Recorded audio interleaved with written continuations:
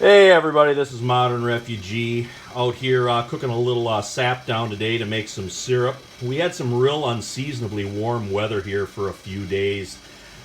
It was up in the low to mid 40s.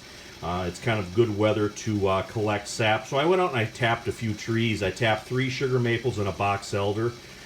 Sugar maples are your best tree to collect sap out of because they have the highest sugar content. But red maples, silver maples, even box elders will work. Box elders are a member of the maple family, even though they don't have as high sugar content. You can still cook that sap down. It's just a good way to collect some natural sugar in your area. There's just so many different maple trees out there. People have them in their front yards and stuff. And I just don't know if folks know that they can tap those trees and make a little bit of syrup out of them.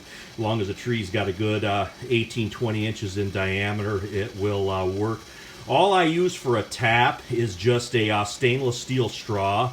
And then I make a small hole in the tree about an inch and a half to probably about 1.75 inches deep, and then I push that stainless steel straw into the tree trunk, and I just push it in by hand. I don't hammer it in or anything like that. I push it in and leave kind of a little bit of a tail on it so it's easy to take it out at the end of season. And I just collect the sap in buckets. I went out and I collected the sap because we're expecting actually a snowstorm here this afternoon or this evening, and I kind of wanted to get that stuff out of the woods so nothing could get into it. But when I get a little further here and I got this cooked down, I'm going to kind of show you what it looks like. This has been cooking probably 3 to 4 hours on a real high simmer, I'd say. And it's reduced by about half. It's starting to take on a little bit of an amber color, so we're moving along on this. I'll come back to you here in just a little bit. Alright guys, you can see here that this is reduced quite a bit. This has been simmering several hours now. You can see the color. It's a nice rich amber color. I'm going to turn the heat down on this now so this has a chance to simmer a little more, but I don't want the sugars to burn, so I don't want the temperature real hot on this. And then when it's done, I'm going to seal it up in a pint can.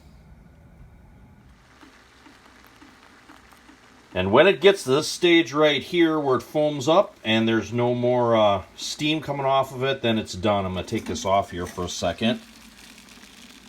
Let it kind of settle down for a second. And this is what about 3.5 gallons of sap makes you. So I'm going to get this jarred up now, kind of show you the exact amount that I have, and we'll do a little bit of a wrap up.